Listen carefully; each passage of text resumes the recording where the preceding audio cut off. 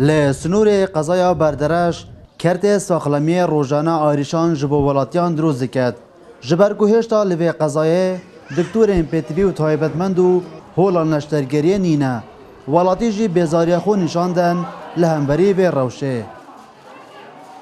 أول تواري ما بيستا هر تشتيق معنا نساقيق ما دينيد إمي رواني آكري دكان بو إمش ما وك آكرنين قضايا مش بردرش قضايا قورية همي بيستي معنا يا وك حبو درمان علاج ما يكسر دود الصحابك ما عندنا يجبروا لذري بكرة أي همي بيستي معنا يا يعني بيستي معنا ببضلي خوينا يبقينا قلب من دال ليرة نية ده بيبتينا آكرة أي هو نابد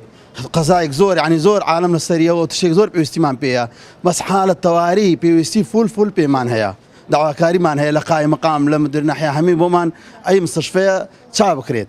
وك حالة ولادي من دال يعني حالة ولادي من دال ليرة خوي ناكريت قلبي ليرة بيستمع ميدي ما رانا كريت كان يبو يعني بو دهوك حوالي دهوك ما عندك يعني حواليه لير ما عندك كان هي مش ليرة تبي بومان شاكريت مشكلة علاجني أو رجل من دالك من لو دوبيش كبير ده علاجنا بقول نقلي أكريب كان بيس بعلاجنا يعني بعمليات تشتوهاين يعني قال نقصاني بي دا وشتو هايني دكتوري شي ببي بيستي وشتانين يعني دكتوري باش من يعني علاجي باش ریببرا کرتا ساخلمیا بردرش بو کرسات نیوز دا دیار کرن کو او د بردامن لسر هولن خو جبو چارکرنا آریشن کرت ساخلمیا لوی قضایه دفرك مازنة وسكن بجد أوراجي تر عايدي منا حتى انه كراستي ما يعني هندي اما هاول الدينكم مثلا مزيدين واخد والله ما ينشتاقلي خلاص بيتن وان شاء الله كي قلت لك خراويت بيان يجي سال شو كانوا حكمان جي همي هاول خدتن كو امتني زيكتنين واخد ام في هولا نشتاقلي بتفكرين ده اميدي بس نخوش خفري كان مثلا نخوش خانه اكري هاولي دهوكي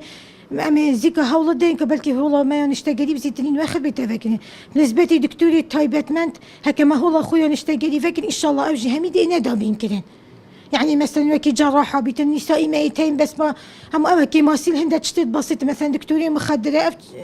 جماعه كاستافي عمليات اوجي ان شاء الله بس صاله ما بيت تفكرين هو نشتغلي اوجي همي انا دابين كده القل ولاتیت بیجن جبو همو نشترگریان او نچارن نساخن خواببن جبو باجرن دیتر اوجی آرشه بوان دروز کرو دخوازن دده مگزود اف آرشه بوان بهنه چاره کرن